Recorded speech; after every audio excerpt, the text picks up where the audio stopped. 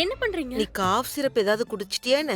என்ன பேசுறீங்க? அப்புறம் எதுக்கு இப்படி லூசு மாதிரி பேசிட்டு இருக்க? ஐயோ, நான் ஒன்னும் லூசு மாதிரி பேசல. மனசுல இருக்கறத சொல்லிட்டு இருக்க, மனசுல இருக்கறத பேசுறேன். ஜானகி ஆண்டி, ஒருவேளை நீங்க என் கூட வந்தீங்கன்னா எனக்கு பயம் இருக்காது. என் பயம் பறந்து ஓடிடும். நீங்க என் கூட துணையா வந்தீங்கன்னா எவ்ளோ பெரிய ஆபத்து வந்தாலும் சரி, நான் அந்த ஆபத்துக்கே ஒரு ஆபத்து ஆயிடுவேன். யூ நோ வாட் ஐ மீன்? ஆனா ஏன் ஆபத்து வரப்போகுது?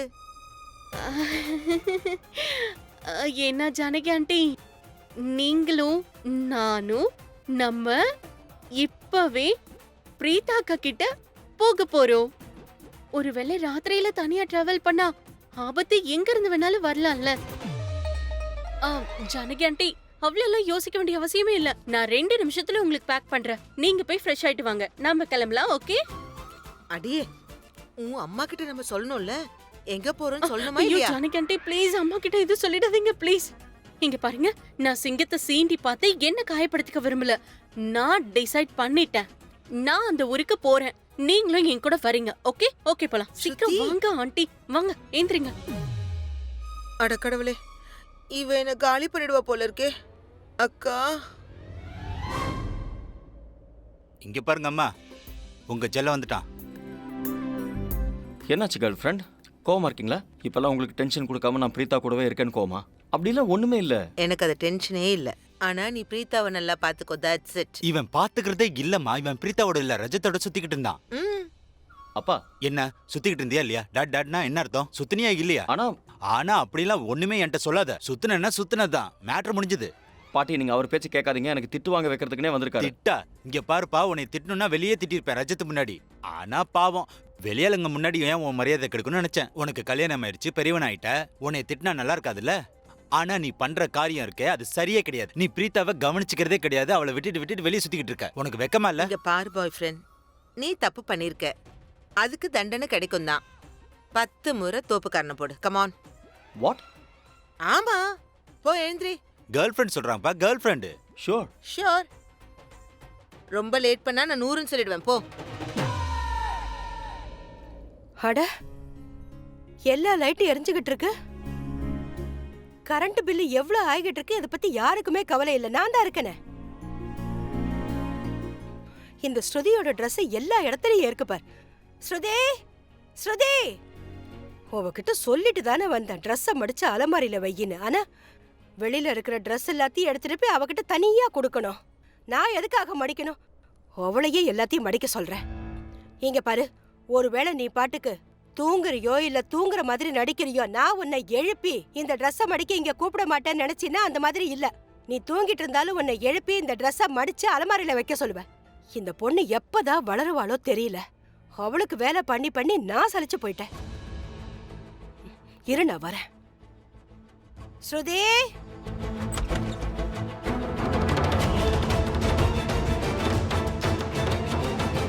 தூங்கவும் இல்லையா? இந்த பொண்ணு எங்க போனா? பாத்ரூம்ல உட்காந்துக்கிட்டு மொபைல்ல பேசிக்கிட்டு இருப்பா. ஸ்ருதி, நீ பாத்ரூம்குள்ள இருக்கிற எனக்கு தெரியும். ஏன்னா நீ ரூமுக்குள்ள தூங்கலன்னா பாத்ரூம்ல உட்காந்துட்டு போனை பாத்துக்கிட்டு இருப்ப, இல்லன்னா போன்ல யாருக்கிட்டயாவது பேசிக்கிட்டு இருப்ப. இங்க பாரு, நீ இப்ப வெளியில வரலன்னா நான் பாட்டுக்கு உள்ள போய் தூங்கிடுவேன்னு நினைக்காத. நான் இங்கேயே தான் நிப்பேன். நீ வெளியில வர வரைக்கும் நான் காத்துக்கிட்டு இருப்பேன். ஒருவேளை எனக்கு உடம்பு முடியாம போயிடுச்சுன்னா நான் பிரீதா கிட்ட சொல்லிடுவேன். ஒன்னானது ராத்திரி முழுக்க நான் இங்கே நின்னுட்டு இருந்தேன்னு சொல்லுவேன். அதுக்கப்புறம் நீ அக்கா கிட்ட கம்ப்ளைண்ட் பண்ணிட்டீங்களான்னு கேட்காத. சீக்கிரம் வெளியில வா. காதுல விழுதா ஸ்ருதி?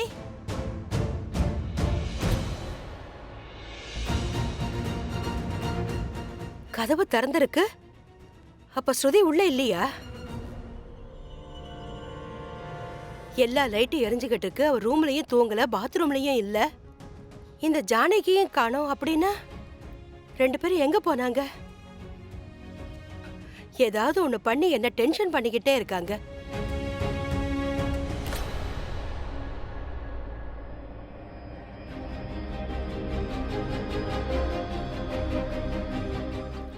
அம்மா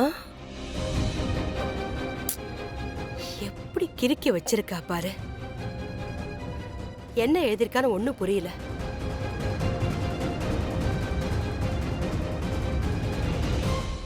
அம்மா, நான் வீட்டு வீட்டை விட்டு போற என்னுடைய காதலுக்காக.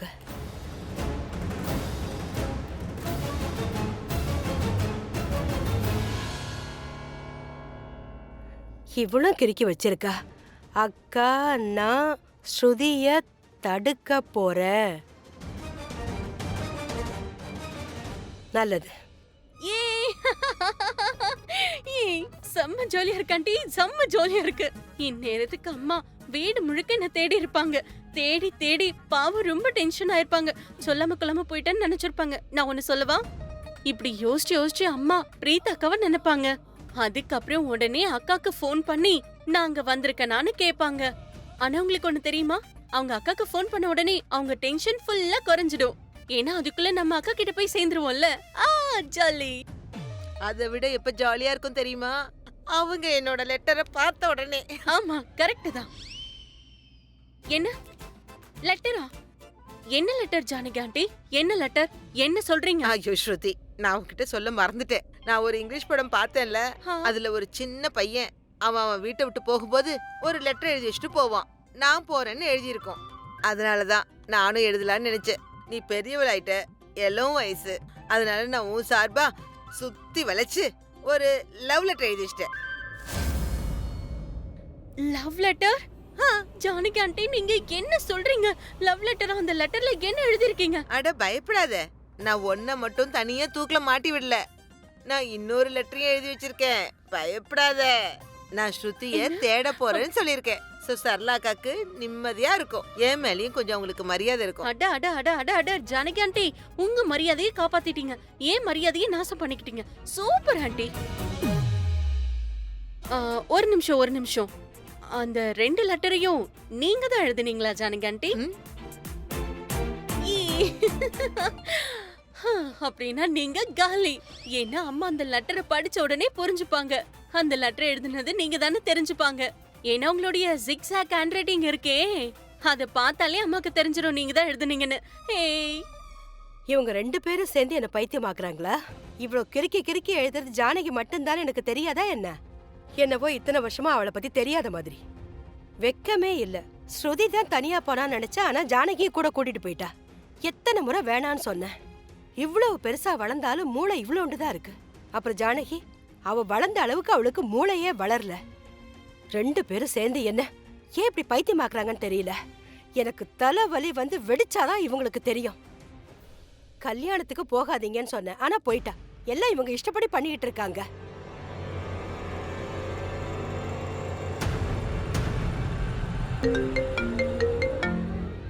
ஐயோ, அம்மா கால் பண்றாங்களே. ஜானகி ஆண்டி, அம்மா ஃபோன் பண்றாங்க. சரி போனை எடுண்டி, மன்னிப்பு கேட்டுரு.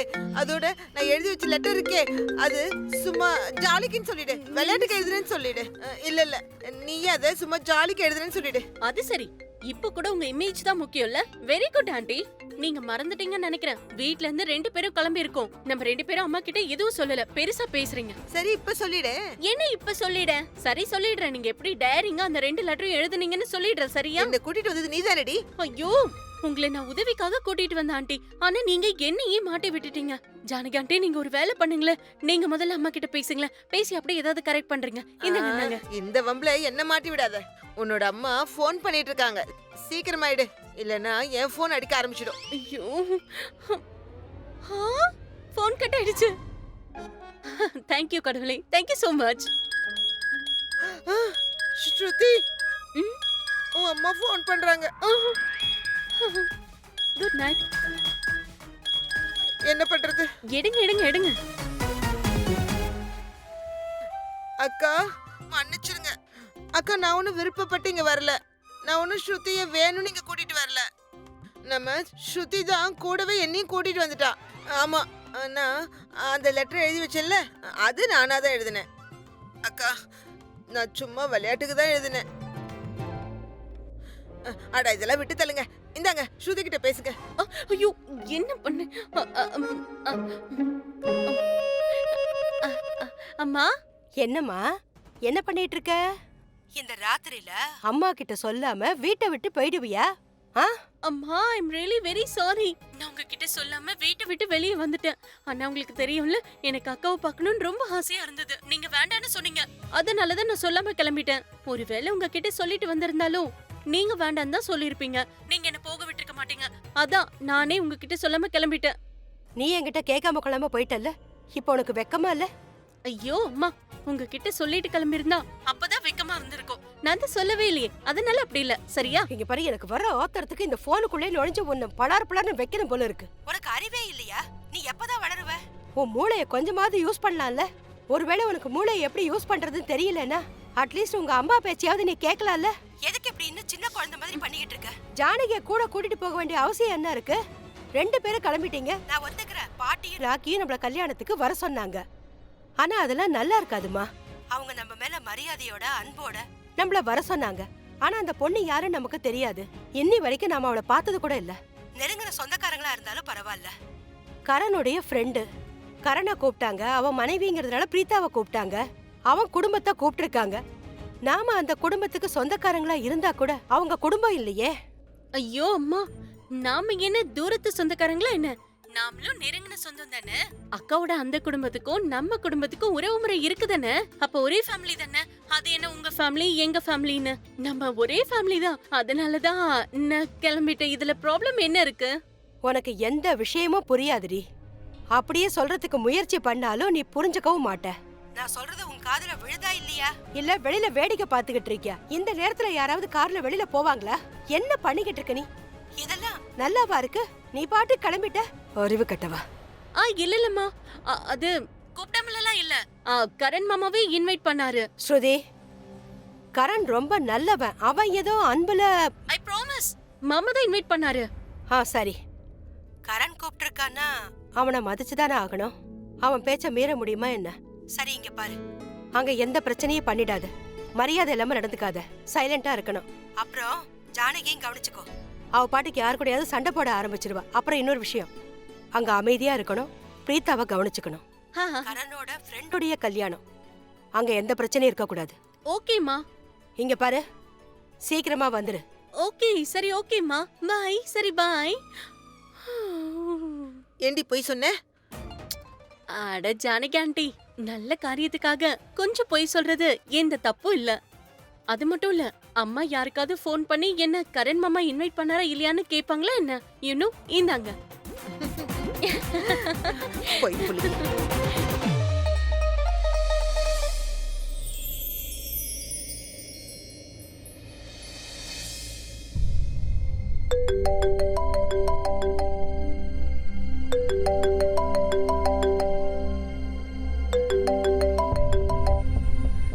மா நல்லா இருக்கல்லம்மா? இல்ல, அது வந்து நான் அதெல்லாம் இருக்கட்டும். உனக்கு உடம்பு நல்லா இருக்குல்ல? ஏன்னா ஊருக்கு நீ பஸ்ல போனல்ல, உடம்பு பரவாயில்லல்ல? வாந்தி எல்லாம் ஒண்ணு வரலையே? ஏதாவது சாப்பிட்டியா? வெறும் வயிறோட இருக்கியா? அசிடிட்டி ஆயிட போதுமா? நீ கவனமா இருக்கியா இல்லையா? அந்த ஊர்ல கிளைமேட் வேற மாதிரி இருக்கும்ல. இங்க வெயில்னா அங்க கொஞ்சம் குளிர்ற மாதிரி இருக்கும். அதுக்கு தான் ஷால் எடுத்துக்கோன்னு சொன்னேன்ல. ஷால் எடுத்துட்டு போனியா இல்லையா? அங்க குளிர் எடுக்குதா என்ன? சளி பிடிச்சிருக்கா? என்னம்மா பண்ணிக்கிட்டு இருக்க? கொஞ்சம் கவனமா இருக்கணும்ல. என்ன ஆச்சு? நீ டாக்டர் கிட்ட போக வேண்டியதானே? நீ டாக்டரை பார்த்த போது இந்த மாதிரி ஊருக்கு போறன்ற விஷயத்த சொன்னியா இல்லையா? அவங்க போன் சொன்னாங்கல்ல. நீ டாக்டருக்கு ஃபோன் பண்ணியா? இல்லம்மா. ஐயோ, நீ எதுக்கு டாக்டருக்கு ஃபோன் பண்ணல?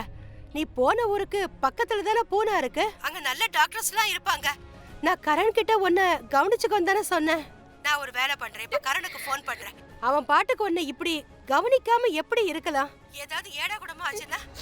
இங்க பாரு, நீ அமைதியா அமைதியா நல்லா மூச்சு இழுத்து விடு. இந்த மாதிரி சில நேரத்துல நடக்கும். அப்புறம் ஆரம்ப நாட்கள்ல ரொம்ப ரொம்ப விசித்திரமா ஏதாவது இருக்கும்.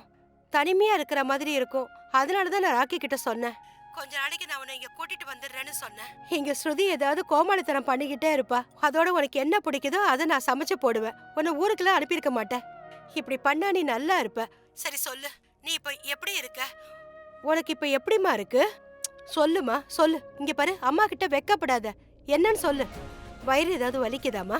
இல்ல சாப்பிடணும்னு தோணுதா? இல்ல மனசு சரியில்லாம உனக்கு அழணும்னு தோணுதா? பிரீதா சொல்லுமா, எனக்கு ரொம்ப பயமா இருக்குமா, எனக்கு ரொம்ப பயமா இருக்குமா. சொல்லுமா, சொல்லு, என் குழந்தைக்கு என்ன ஆச்சுன்னு சொல்லுமா. இப்ப நீ தனியாளலாம் இல்ல, உனக்குள்ள 2 உசுறு வளர்ந்துகிட்டு இருக்கு. ஏதாவது ஆயிடுச்சுன்னா சி து அந்த மாதிரிலாம் எதுவும் ஆகக்கூடாது. ஆனா நீ ரொம்ப கவனமா இருக்கணுமா, நீதான் புத்திசாலியாச்சே. குழந்தை கிழந்தானு எதுவுமே இல்லம்மா. குழந்தையே இல்ல, என்னோட வயித்துல குழந்தை இல்ல. I'm not pregnant.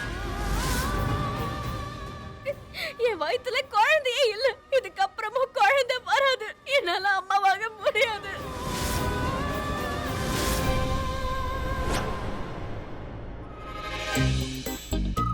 இதெல்லாம் ஓவர் பாட்டி. என்னை தோப்புக்கரணம் போட வச்சிட்டீங்கல்ல, இதெல்லாம் சரியில்லை.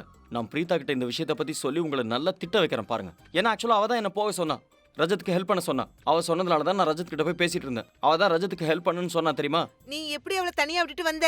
என்ன அவ தான் என்ன போக சொன்னா, நான் எப்படி அவ சொல்றத வேணா அவளை வர சொல்லுங்க. இப்போ அவ வந்து சொன்னா கூட அவளை விட்டுட்டு நான் எங்கேயும் போக மாட்டேன். உங்களுக்கு எல்லாம் அப்புறமா கிளாஸ் எடுக்கிறேன், அவளை வர நீ சொல்லுங்க. எனக்கு கிளாஸ் எடுத்தீன்னா நான் உனக்கு எக்ஸாம் வச்சிருவேன், சரியா? எனக்கு 3 சத்தியம் பண்ணு. முதல்ல, பிரீத்தாவை நீ என்னைக்கும் தனியா விடக்கூடாது. அவ உன்னை போக சொல்லுவா, இருந்தாலும் நீ போக கூடாது. இன்னொரு சத்தியம் என்ன பண்ணோனா, நீ அவளை சந்தோஷமா வச்சுக்கணும், அவளை ரொம்ப நல்லா பாத்துக்கணும். அப்புறம் 3வது ப்ராமிஸ், பாதாம் பால் தினமும் அவளுக்கு கொண்டு போய் கொடுக்கணும். இன்னைக்கு மட்டும் இல்ல, தினமும், டெய்லி. இங்க என்ன ஏதாவது யாகம் பண்றாங்களா என்ன, இல்ல கல்யாண மேடையா சத்தியம் பண்ணிக்கிட்டே இருக்கிறதுக்கு? அவளை நான் நல்லா பாத்துக்குவேங்கிறேன்ல, அவ என்னோட பொண்டாட்டியாச்சு, கவனமா இருப்பேன். இந்த பாலை கொடுக்கறது கூட ஒரு நாளைக்கு 2 வேளை நான் கொடுக்குறேன். அவளை தனியா விட்டுட்டு எங்கேயும் போக மாட்டேன், ஓகேவா? ஓகே. சத்தியம் சத்தியம். இங்க பாரு. இப்போ என்ன பிரச்சனை சார்? அம்மா சொல்லட்டுமா? சொல்லுடா, ஆனா சீக்கிரம் சொல்லு, பால் என்ன? ஆறி போயிடும். போ போ போ போ. அது வேற ஒண்ணும் இல்லப்பா. நீ வந்து தினமும் அவளை காலையில எழுப்புவேல, இல்ல காலையில எழுப்பும் போது, நைட்டு தூங்க வைக்கும் போது, நீ என்ன பண்ணணும்னா தூங்க வைக்கும் போது அத பண்ணு. என்ன பண்ணணும்? அதான் உன் அப்பா உன் அம்மாவுக்கு தினமும் பண்றானே. என்னது? முத்தம், கிஸ் கிஸ், அன்பா. ஓ, அப்ப நான் என் ஒய்ஃப் கிட்ட எப்படி இருக்கணும்னு நீங்க கத்து தரீங்க. ஆச்சா, இனிமே நான் பிரீதா கிட்ட போய் அவளை எப்பெல்லாம் எழுப்புறேனோ, அவளை எப்பெல்லாம் தூங்க வைக்கிறேனோ, அப்பெல்லாம் அவ கண்ணத்துல கிஸ் பண்றேன். அதுக்கப்புறம் அவ கண்ணத்துல இப்படி கை வச்சு அவகிட்ட மெதுவா போதும் போதும் போதும், நீ ரொம்ப டீட்டெயிலா உள்ள போயிடாதப்பா. நாங்க பேம்பரிங்க பத்தி தான் சொன்னோம். நானும் அதுக்கு மேல டீட்டெயில் கொடுக்கறதா இல்ல. அதெல்லாம் சொல்லாதப்பா, எங்களுக்கு கொஞ்சம் ஜாக்கிரதையா இருந்துக்கங்க. அப்படியா? நீ ஜாக்கிரதப்பா. ரொம்ப நாட்டியா வாளா இருக்கான்ல. வாழுத்தனத்துல கிருஷ்ண பரமாத்மா தான். சரி, எப்படியோ அப்பா மாதிரி தானே இருக்கான். உனக்கு என்ன பைத்தியமா? ஏன் இப்படி அறிவு கட்டத்தனமா பேசிட்டு இருக்க? உன் வயித்துல 2 குழந்தைங்க இருக்கு. இப்படி எல்லாம் மனச குழப்பிக்காத. எனக்கு தெரியுமா, இந்த மாதிரி நேரத்துல இப்படி எல்லாம் தான் இருக்கும். கரண் உன் பக்கத்துல இல்லையா? உன்கிட்ட அங்க பேசுறதுக்கு யாருமே இல்லையா? அதனாலதான் உனக்கு அந்த மாதிரி தோணுது. மறுபடியும் இந்த மாதிரி சொல்லிடாத. அந்த வீட்ல அவ்வளோ பேர் இருக்காங்க. பாட்டி இருக்காங்க, ராக்கி இருக்காங்க, கரீனா, அப்புறம் அந்த மருத்துவச்சி, அவங்க எல்லாரும் உன்னை பாத்துக்கிறேன்னு சொன்னாங்க. உனக்குள்ள 2 உசுறு வளருதுன்னு சொன்னாங்கல்ல, நீ டாக்டரை பார்த்தல? டாக்டர் கிட்ட தான் காட்டணுமா? டாக்டர் தான் இதை சொன்னாங்க. ஒண்ணு இல்ல, பல டெஸ்ட் எடுத்துட்டாங்க, எல்லாத்தையும் எடுத்து பார்த்துட்டாங்க, ஒரு டெஸ்ட் கூட விடல. அம்மா நான் பிரெக்னெண்டா இல்ல. அந்த டாக்டர் தான் என்னால எப்பவுமே அம்மாவாக முடியாதுன்னு சொல்லிட்டாங்கம்மா. என் கர்ப்பப்பை ரொம்ப வீக்கா இருக்கா.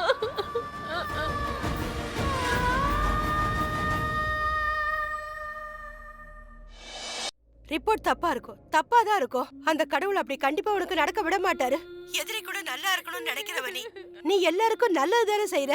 எங்கேயோ தப்பு நடந்திருக்கு, டாக்டர் தப்பு செய்வாங்க, நான் தான் சொல்றேன்ல. அட, அத டெஸ்ட் எல்லாம் இருக்குல்ல, அதுல ஏதாவது தப்பு நடந்திருக்கும். இல்ல ஒருவேளை அங்க ஒரு ரிப்போர்ட் ஏதாவது மாறி இருக்கும். இப்படி எல்லாம் நடக்க வாய்ப்பே இல்ல. அந்த மாதிரி ஒண்ணும் இல்ல, அந்த மாதிரி எதுவுமே நடக்கல. அது ஃபுட் பாய்சனிங் தானா? அப்படி என்ன சாப்பிட்டது கூட தெரியல, அதனாலதான் மயக்கமும் வந்திருக்கு. நான் பிரெக்னன்ட் இல்லம்மா, நான் பிரெக்னன்ட்டே இல்ல. என் வயித்துல எந்த குழந்தையும் இல்ல. எல்லாருமே தேவையில்லாம சந்தோஷமா கொண்டாடிட்டு இருக்காங்க. அப்படி நடக்க வாய்ப்பே இல்ல. அந்த டாக்டர் ஏதாவது தப்பு பண்ணிருப்பாங்க. அவங்க தான் உங்ககிட்ட ஏதாவது பொய் சொல்லிருப்பாங்க. கடவுளே, நீ அம்மாவாக்க போறங்கிறது எங்களுக்கு தெரியறப்போ, அதோட 2 குழந்தைங்களை வரவேற்கிறதுக்கு நாங்க தயாராயிட்டாங்கறப்போ, உனக்கு ஏன் இந்த மாதிரி தோணுது? குழந்தை பிறக்காதுன்னு எப்படி சொல்லுவ? கண்டிப்பா உனக்கு குழந்தை பிறக்கும். நீ ஒரு வேலை பண்ணு. நீ வீட்டுக்கு வந்த உடனே நம்ம மறுபடியும் ஒரு டெஸ்ட் எடுக்கலாம். சரியா? மறுபடியும் டெஸ்ட் எடுத்து அப்புறம் என்ன ஏதுன்னு பார்க்கலாம். என்ன ப்ராப்ளம்ங்கறத தெரிஞ்சுக்கலாம். உனக்கு மனசு ஏதோ சரியில்லை, அதனால தான் உனக்கு இந்த மாதிரிலாம் தோணுது. ஆனா அந்த மாதிரிலாம் எதுவுமே கிடையாது, கிடையவே கிடையாது. டேய் கரண், நீ பைத்தியம் ஆயிட்ட போல இருக்க. எவனாவது பாட்டிக்கிட்டயோ அம்மா கிட்டயோ ஒய்ஃபை எப்படி ரொமான்ஸ் பண்ணுவேன்னு சொல்லுவானா? ஆ? ரூம் சீக்ரெட்ஸ் வெளியே வரக்கூடாது, வாய்ப்பே இல்லை. இல்லம்மா, நான் இன்னும் யார்கிட்டயும் எதுவுமே சொல்லல. எல்லாரையும் ஒண்ணா உட்கார வச்சு சொல்லிடலான்னு இருக்கேன். இப்படிலாம் ஆயிடுச்சு, அது நம்ம தப்பா புரிஞ்சுக்கிட்டோம். இது நிஜம் இல்லைன்னு சொல்லணும்னு நினைச்சேன். ஆனா அம்மா, பஸ்ல எல்லாரும் ரொம்ப சந்தோஷமா வந்தாங்க. ஆடிக்கிட்டு பாடிக்கிட்டு ஒருத்தருக்கு ஒருத்தர் கிண்டல் பண்ணிக்கிட்டு. நான் மகேஷ் அப்பா இவ்வளவு சந்தோஷமா பார்த்து ரொம்ப நாள் ஆச்சுமா. ஷர்லனுக்கு நடந்த ஆக்சிடென்ட்டுக்கு அப்புறம் 3 மாசம் மகேஷ் அப்பா ரூமை விட்டு வெளியே வரவே இல்லை. யார்கிட்டயுமே பேசல, கொஞ்சம் கூட லைட்டா சிரிக்கவே இல்லை. ஆனா என்னோட பிரெக்னன்சி நியூஸ் வந்ததுக்கு அப்புறம் அப்பா ரொம்ப சந்தோஷப்பட்டாரு. மறுபடியும் எல்லார்கிட்டயும் பேச ஆரம்பிச்சாரு. எல்லாரும் செலிப்ரேட் பண்ணிட்டு இருந்ததால என்னால எதுவுமே சொல்ல முடியல. எல்லாரும் ரொம்ப சந்தோஷமா இருந்தாங்க. என்னால எப்படி சொல்ல முடியும்னு நினைக்கிறீங்கம்மா? என் வயித்துல குழந்தையும் இல்ல, ஒண்ணும் இல்லைன்னு சொல்லணும்னு தோணுச்சு. ஆனா என்னால ராக்கம்மா கிட்ட கூட சொல்ல முடியல, மகேஷ் அப்பா கிட்டயும் சொல்ல முடியல, யார்கிட்டயும் சொல்ல முடியல. என்னோட கர்ப்பப்பை ரொம்ப வீக்கா இருக்குங்கிற விஷயத்த நான் யார்கிட்டமா போய் சொல்லுவேன்? சொல்லுங்க.